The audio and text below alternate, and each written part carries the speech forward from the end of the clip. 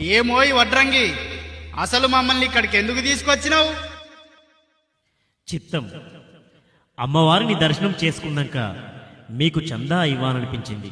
అందుకే ఇక్కడికి తీసుకొచ్చాను. దర్శనానికి ముందు నాకు చుట్ట తాగాలనిపిస్తుంది. ఎవరైనా ఒక చుట్టిస్తారా?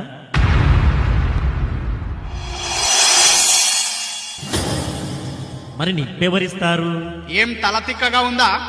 నువ్వు బతుకుతుంది మా ఊర్లే, నీకింత పొగరు తగదు. చుట్టమేమే నిప్పుమేమెయ్యాలనా? ఒంటిపై తెలివి ఉండే మాట్లాడుతున్నావా? అరేరే, అంత ఆవేశం ఎందుకయ్యా? నిప్పివ్వడం ఇష్టం లేకుంటే మీరివ్వకండి.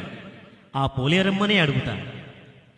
పోలేరు, చుట్ట కాల్చుకోవాలి, నిప్పు తీసుకురా అని అనంగానే పోలేరమ్మలో గనగన గంటల చప్పుడు మొదలవుతుంది.